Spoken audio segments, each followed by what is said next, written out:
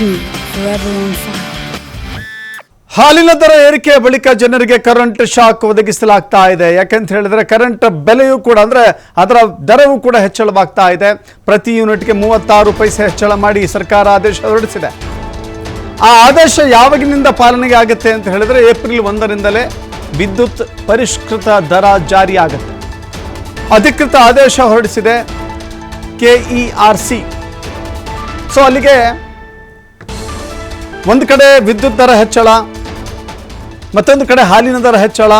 ಹೀಗೆ ನಾವು ಕನ್ಸ್ಯೂಮರ್ಗಳನ್ನು ತೆಗೆದುಕೊಂಡ್ರೆ, ಗ್ರಾಹಕರನ್ನೇ ಗುರಿಯಾಗಿಸಿಕೊಂಡು ಗ್ರಾಹಕರ ವಿಚಾರದಲ್ಲೇ ನಾವು ಮಾತನಾಡಬೇಕು ಅಂತ ಹೇಳಿದ್ರೆ ಖಂಡಿತವಾಗಿಯೂ ಕೂಡ ಗ್ರಾಹಕನಿಗೆ ಇದು ಹೊರೆಯಾಗುತ್ತೆ. ಈಗಾಗಲೇ ಪ್ರತಿಯೊಂದು ಕೂಡ ಹೆಚ್ಚಳವಾಗಿದೆ. ನೀವು ಗಮನಿಸಿದಂತೆ ಪೆಟ್ರೋಲ್ ದರ ಏನಾಗಿದೆ, ಹೆಚ್ಚಳ ಆಗಿದೆ. ದವಸ ಧಾನ್ಯ ಆಹಾರ ಪದಾರ್ಥಗಳ ಬೆಲೆ ಗಗನಕ್ಕೆ ಮುಟ್ಟಿದೆ. ಈ ಕಡೆ ತರಕಾರಿ ವಿಚಾರಕ್ಕೆ ಬಂದರೆ ತರಕಾರಿ ಬೆಲೆಯೂ ಕೂಡ ಜಾಸ್ತಿ ಆಗಿದೆ. ಆಹಾರ ಬೆಲೆಯೂ ಜಾಸ್ತಿ, ತರಕಾರಿ ಬೆಲೆಯೂ ಜಾಸ್ತಿ, ಪೆಟ್ರೋಲ್ ಬೆಲೆಯೂ ಜಾಸ್ತಿ. ಇಂಥ ದುಬಾರಿ ಕಾಲದಲ್ಲಿ ಇದೀಗ ಸರ್ಕಾರವೂ ಕೂಡ ಬೆಲೆ ಏರಿಕೆಯ ಬರೆ ಎಳಿತಾ ಇದೆ. ವಿದ್ಯುತ್ ಎಲ್ಲ ಎಸ್ಕಾಂಗಳಿಗೆ ಒಳಪಟ್ಟಂತೆ KERC ಒಂದು ತೀರ್ಮಾನವನ್ನು ತೆಗೆದುಕೊಂಡಿದೆ. 3 ವರ್ಷಕ್ಕೆ ಬೇಕಾದಂಥ ಹೆಚ್ಚಳವನ್ನು ಒಂದೇ ವರ್ಷದಲ್ಲಿ, ಅಂದರೆ ಈ ವರ್ಷವೇ ಮಾಡಿಬಿಟ್ಟಿದೆ. 36 ಪೈಸೆ ಒಂದು ಕಡೆ, 35 ಪೈಸೆ ಮತ್ತೊಂದು ವರ್ಷ, ಮತ್ತು 35 ಪೈಸೆ ಮತ್ತೊಂದು ವರ್ಷ ಅಂಥೇಳಿ ಪ್ರತಿ ಯೂನಿಟ್ಟಿನ ದರವನ್ನು ಹೆಚ್ಚಳ ಮಾಡಿದೆ.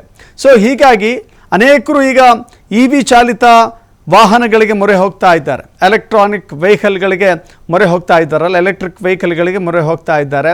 ಆದರೆ ಇಲ್ಲಿ ವಿದ್ಯುತ್ ದರ ಜಾಸ್ತಿ ಆದರೆ ಯಾವುದಕ್ಕೆ ಒಂದು ಸರಿದೂಗಿಸೋಕ್ಕಾಗತ್ತೆ ಅನ್ನೋದು ಕೂಡ ಯೋಚನೆ ಮಾಡಬೇಕಾಗುತ್ತೆ. ಮತ್ತೊಂದು ಕಡೆ ವಿದ್ಯುತ್ ದರ ಹೆಚ್ಚಳ ಯಾಕಾಗ್ತಾ ಇದೆ ಎನ್ನುವ ವಿಶ್ಲೇಷಣೆಗಳು ನಡೆದಾಗ ಗೃಹಲಕ್ಷ್ಮಿ, ಗೃಹ ಜ್ಯೋತಿ ಯೋಜನೆಗಳ ಬಂದ ನಂತರದಲ್ಲಿ ಪುಕ್ಸಟೆಯಾಗಿ ಉಚಿತವಾಗಿ ವಿದ್ಯುತ್ ಸಿಗ್ತಾ ಇದೆ.